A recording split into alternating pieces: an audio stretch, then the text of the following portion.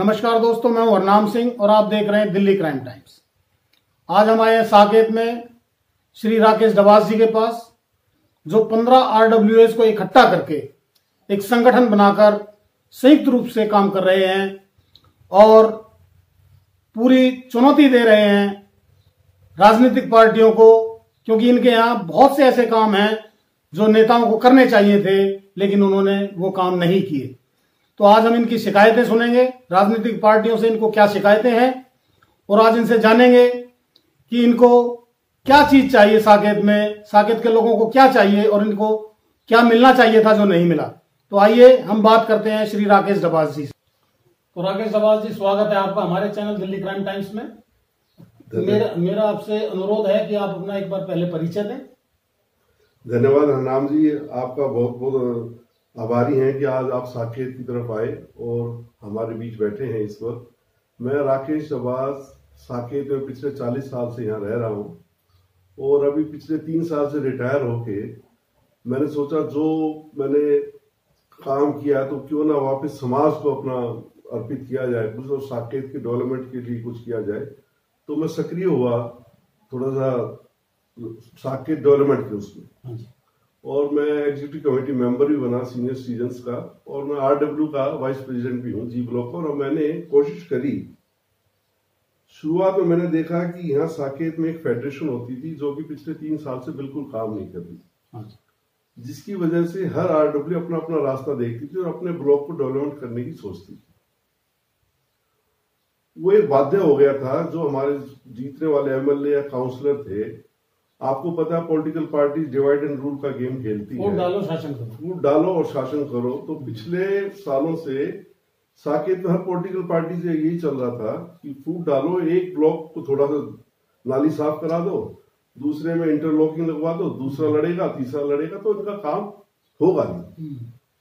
लेकिन अच्छी बात ये रही कि पिछले समय आया तो हमने एक सुरेंद्र जी हमारे साथ हैं, कौल साहब हमारे साथ हैं, अनंत माला जी एडवोकेट हैं, संगीता तायल, गुरमुख जी है, 15-14 RW साकेत में हैं। हमने सबको इकट्ठा कर दिया। ठीक। और हमने सबसे बड़ी बात प्रेस एनक्लेव को भी साकेत का हिस्सा माना है। तो 15 RWA सारी इकट्ठी हो गए, एक हमने एक आवाज, अपनी सक्षम आवाज बना दी है कि हम इकट्ठे रहेंगे और हम चैलेंज करेंगे आने वाले इलेक्शन, जैसे अब इलेक्शन आ रहे हैं, कि बाध्य कर देंगे पॉलिटिकल पार्टीज को साकेत के डेवलपमेंट के लिए। अच्छा, ये जो आपका साकेत और आपने जो बताया है कि 15वां क्षेत्र, क्या बताया था अभी साकेत प्रेस एनक्लेव, साकेत और प्रेस एनक्लेव क्या एक ही वार्ड में पड़ता सारा क्षेत्र? जी, साकेत और प्रेस एनक्लेव लाडो साहेब वार्ड में पड़ता है 67। अभी पिछले 5 वर्षों से आम आदमी पार्टी की निगम पार्षद आपके क्षेत्र में काम कर रही थी। सबसे पहले मैं ये जानना चाहता हूं कि आपको उनसे क्या शिकायतें हैं और उनके काम को आप कैसे देखते हैं? देखिए, कोई भी पॉलिटिकल पार्टी हो, आम आदमी पार्टी हो, कांग्रेस हो, बीजेपी हो, किसी पॉलिटिकल पार्टी का लक्ष्य समाज की सेवा के लिए बहुत कम होता है।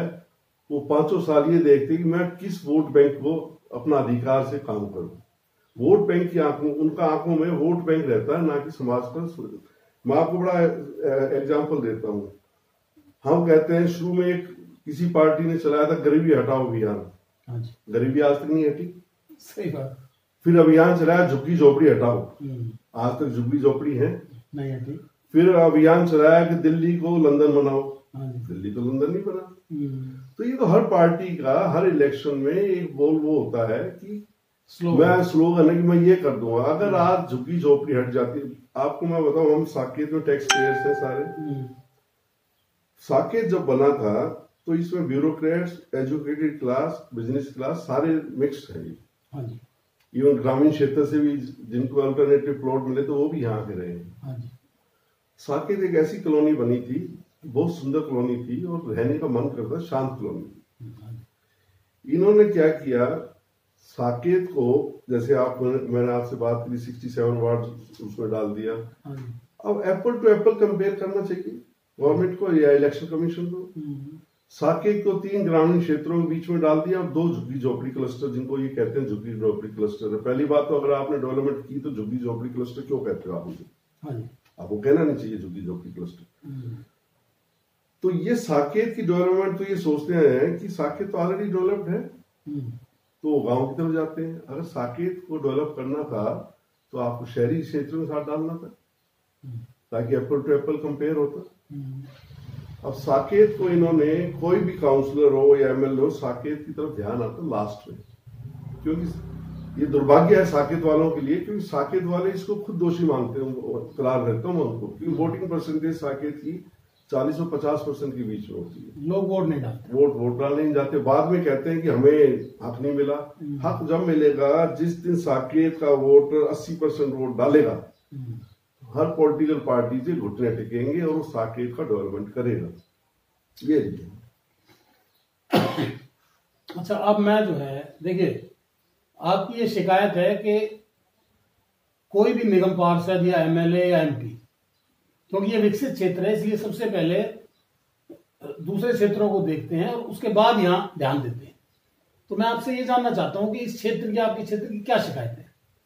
देखिए, कोई भी एमएलए, ये एमएलए और काउंसलर हर एक सीजन में कहते हैं कि हमने आपके वार्ड में सफाई करा दी, हम हॉर्टिकल्चर प्रूनिंग करा दी, सड़कें बनवा दी, इंटरलॉकिंग टाइल बनवा दी। ये तो ऑफिशियल जॉब है, हर 5 साल बाद सबको पता होना है। आप काउंसलर बने हो तो आप ये बताइए, आप एमएलए बने हो तो आपने एड ऑन सर्विस क्या दी? एड ऑन सर्विस का मेरा मतलब है आपने क्या लड़ाई की। जैसे आपको साकेत में कम्युनिटी सेंटर नहीं है पिछले 40 साल से, तो आपने क्या कम्युनिटी सेंटर के लिए लड़ाई करी आज तक? किसी काउंसलर ने या किसी एमएलए? नहीं। अगर की होती तो बन जाता।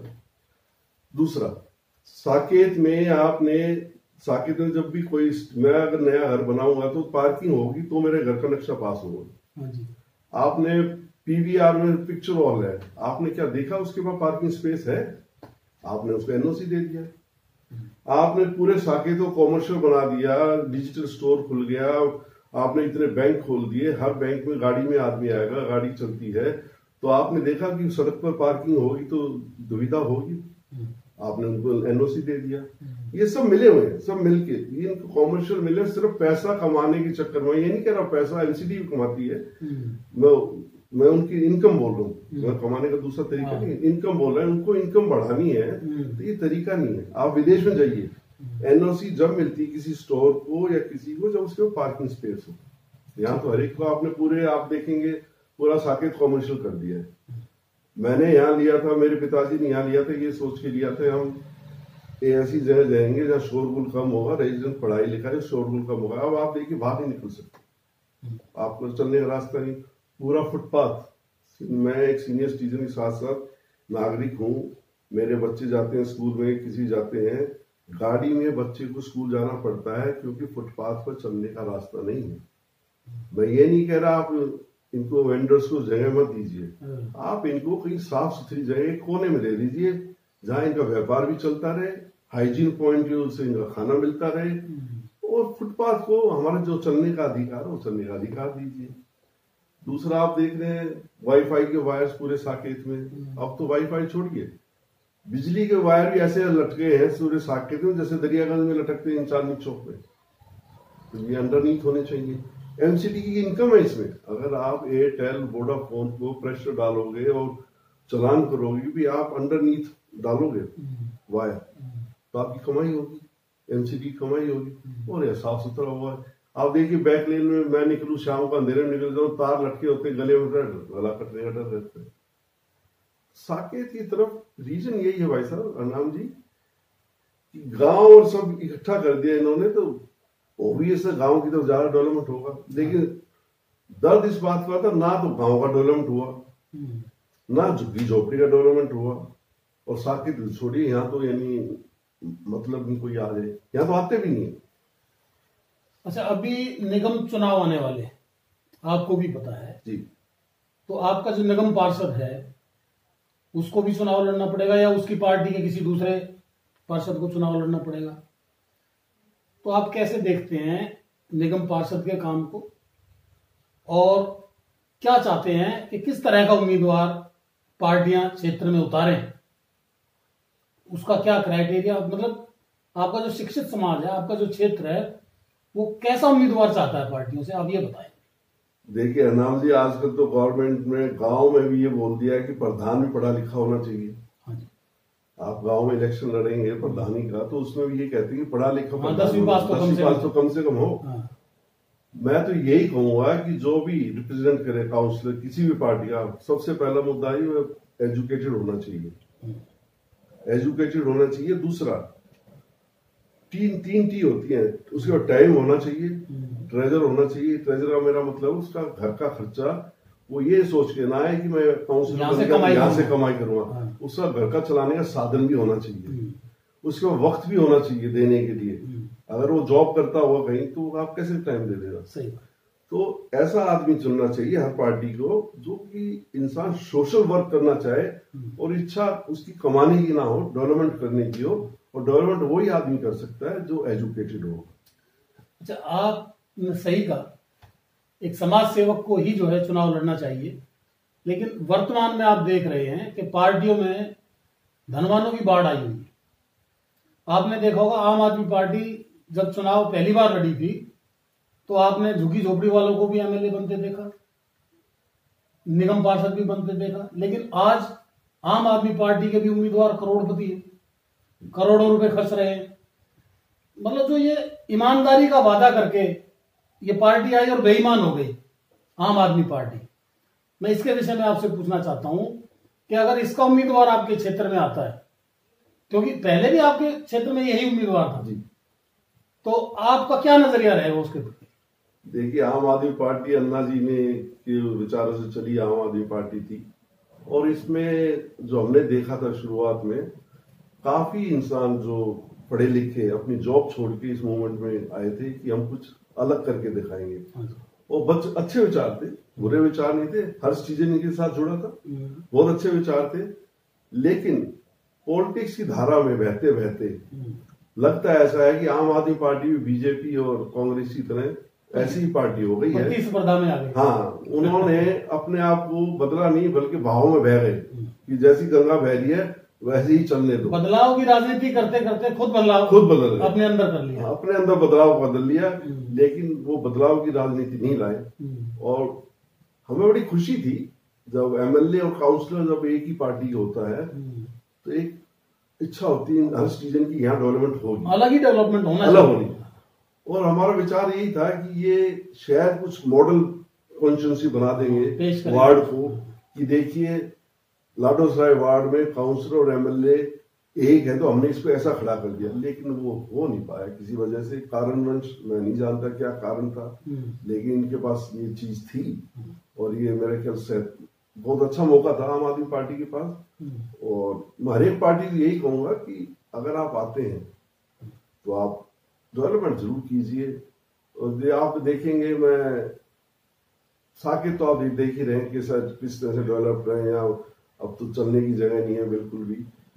जो भी पार्टी आए, चाहे वो आम आदमी आए, चाहे कांग्रेस आए, बीजेपी आए, मेरा हाथ जोड़ से उनसे एक निवेदन है कि आप भूलिए मत जनता को, क्योंकि आपको हमेशा जनता के साथ ही रहना है और जनता ही आपको चुन के दोबारा लाएगी।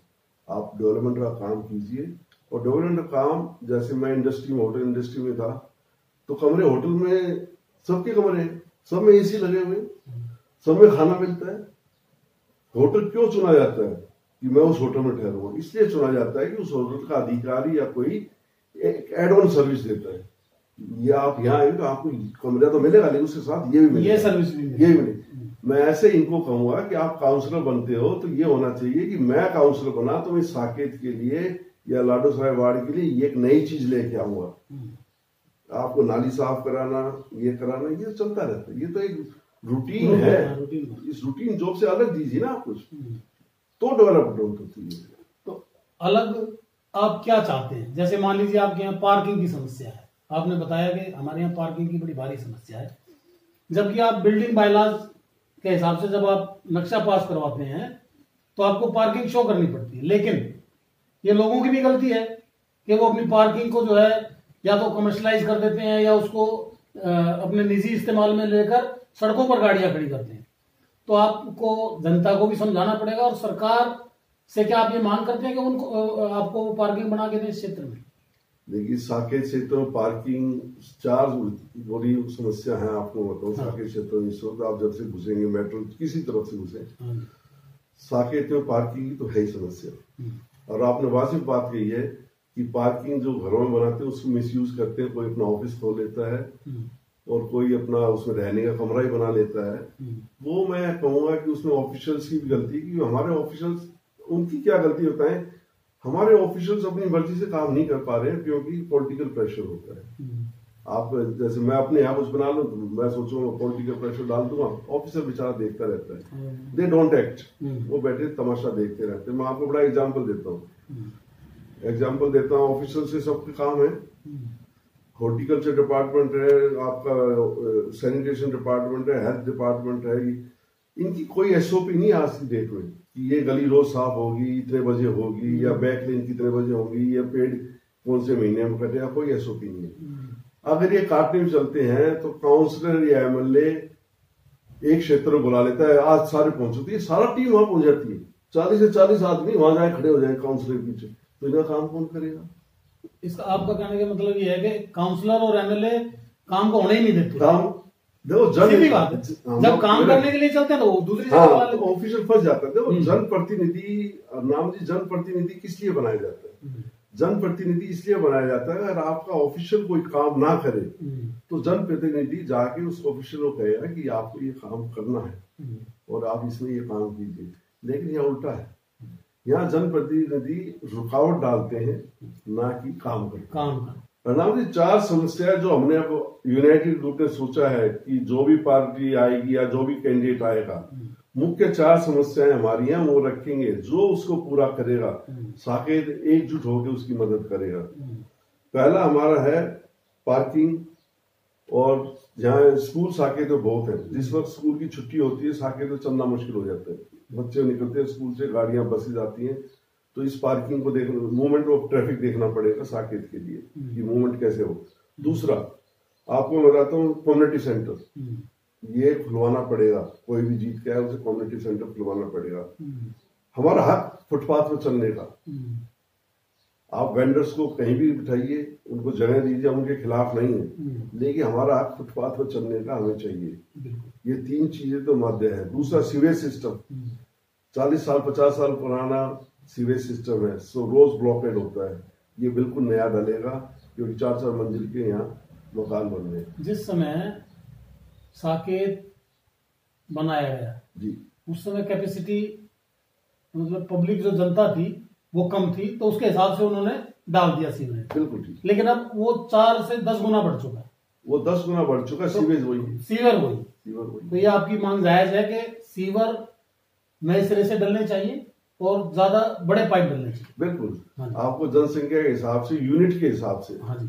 अब यूनिट, आप गांव में यूनिट देख लो, वहां भी ऐसे ही है, वहां भी बड़ी, वहां भी आपके 4-4 मंजिल है, यूनिट्स बने हैं। तो आप जब पब्लिक यूनिट्स बढ़ा रही है तो आपका सीवेज सिस्टम, आप 60% दिल्ली जल बोर्ड में 60% सीवेज चार्जेस है, तो आप सीवेज बढ़ाते क्यों नहीं? आप सीवेज बढ़ाइए, उनको सुविधा दीजिए, सुविधा बढ़ेगा तो सफाई होगी। पार्क वगैरह, पार्क का तो आपको हरनाम जी, आपको बस आपने याद दिला दिया, पार्क का क्या करें, बड़ा डिसीजन ले लिया, एनजीटी ने डिसीजन लिया कि पार्कों के ट्यूबवेल बंद कर दिए जाए, और उन्होंने वो डिसीजन एकदम लागू कर दिया। आप मेरे बराबर घर के बराबर पार्क देखिए, रेगिस्तान हो जाएगा, तो कोई घास से वो नहीं है, पानी का कोई वही नहीं, पानी की कोई सुविधा नहीं है। साकेत में अगर आप देखेंगे मैक्सिमम पार्क हैं, हर ब्लॉक में मैक्सिमम पार्क हैं, बहुत ग्रीन एरिया था साकेत, लेकिन दुर्भाग्यवश सारे पार्क सूखते जा रहे हैं, पानी की कोई सुविधा नहीं है। एसटीपी वाटर कह रहे थे महरौली से लाएंगे, पाइपलाइन बिछी नहीं है, दिल्ली जल बोर्ड वाले कहते हम देंगे, एमसीडी कह रहे हम देंगे, लेकिन कोई किसी ने अभी तक काम नहीं कराया है। ना पानी, पिछले 1.5 साल हो गया, शायद 1 साल से ऊपर हो गया, कोई घर रेजिडेंट बेचारे एक बोतल पानी लेके आते हैं, किसी पेड़ में डाल देते हैं, कोई ऐसे करते हैं। यार आरडब्ल्यू टैंकर बुलाती है, कब तक बुलाएंगे आरडब्ल्यू टैंकर? आ नहीं सकता है। तो पार्क की तो आप ये सोचिए, आने वाले टाइमों में जो एमसीडी ये कर रही है, जैसे बूथ खोलने का भी, दूध का बूथ खोले, तो मेरे को डर ये है कभी इसको कमर्शियल ना बना दे पार्कों को। सबसे बड़ा डर यही लग रहा है कि कहीं पार्क को कॉमर्शियल एक्टिविटी ना करा दें। कॉमर्शियल एक्टिविटी शुरू, हाँ, कभी कॉमर्शियल एक्टिविटी शुरू कर दें। अच्छा, पार्कों में जिम वगैरह आपके यहाँ लगे हुए हैं? जिम लगा दिया, लेकिन उसमें टाइल्स नहीं है। अच्छा, वो जिम जंग खा गए, क्योंकि टाइल्स लगाए नहीं, पानी भर जाता है उसमें, और जिम जंग खा गए। कोई हमारे पार्क में कोई ना झूला है, कुछ नहीं है बच्चों के लिए कोई झूला नहीं, कोई झूला नहीं। हाँ जी, पानी की समस्या आपके यहाँ है? पानी की समस्या, हरनाम जी, पानी की समस्या पहले से सुधर गई है, लेकिन हमारी डिमांड, पानी यहाँ 2 घंटे आता है, मॉर्निंग में आता है। अब क्या है कि मॉर्निंग में 2 घंटे पानी, हमारी रेजिडेंस वेलफेयर सबकी एक डिमांड है कि पानी 2 वक्त आना चाहिए, क्योंकि आप देखिए कि 90% हस्बैंड वाइफ जॉब करते हैं, 90%। वो मॉर्निंग में कभी लेट आते हैं तो मॉर्निंग में नहीं उठ पाते हैं, तो शाम को आकर शाम को पानी ले लें, या सुबह आए तो सुबह ले लें। लेकिन पानी, और 2 घंटे वो आता है, वो कहते आधा घंटा तो साकेत आने में लग जाता है। यानी आप पाइप से पानी खोलेंगे मालूम है उससे, तो आधा घंटा पाइप में ले लेता है, तो ये सोचिए 1.5 घंटा ही पानी आता है। 1.5 घंटा। तो पानी की समस्या है, और गर्मियों में तो काफी हो जाती है। अगर आप बड़ा ही हमें यूज करना पड़ता है, पानी बड़े ध्यान से यूज करना पड़ता है। और पानी की देखा जाए तो, क्योंकि पानी प्रेशर से नहीं आता है, मोटर से पानी खींचना पड़ता है, तो मोटर से जो पानी खींचता है तो मीटर भागता है, और बिल उसके हिसाब से आपको पैसा भागता है। तो एक नया तरीका है सरकार का पैसे कमाने का, कि किस तरह पैसा कमाया जाए। पानी से नहीं तो बिजली से कमा लो, मीटर भागेगा, भागेगा। तो ये थोड़ी सी समस्या इनको देखनी पड़ेगी, पानी का थोड़ा सा करना पड़ेगा आने वाले टाइम में। तो दोस्तों, ये थे राकेश डबास जी साकेत से। हमने साकेत की समस्याओं को इनसे जाना, इन्होंने दिल खोलकर हमसे बात की और अपनी समस्याओं को हमारे सामने रखा। अब की बार साकेत में 15 एसोसिएशंस मिलकर एक मत से चुनाव में मतदान करने वाली हैं, इसलिए सभी पार्टियों को बड़े ध्यान से उम्मीदवारों को उतारना पड़ेगा, और ऐसे उम्मीदवारों को उतारना पड़ेगा जो इन एसोसिएशंस के काम कर सकें और जो इनका दिल जीत सकें। तब कहीं जाकर आप साकेत की वोट को हासिल कर पाएंगे। इसके साथ ही अब हम आपसे इजाजत लेते हैं। धन्यवाद।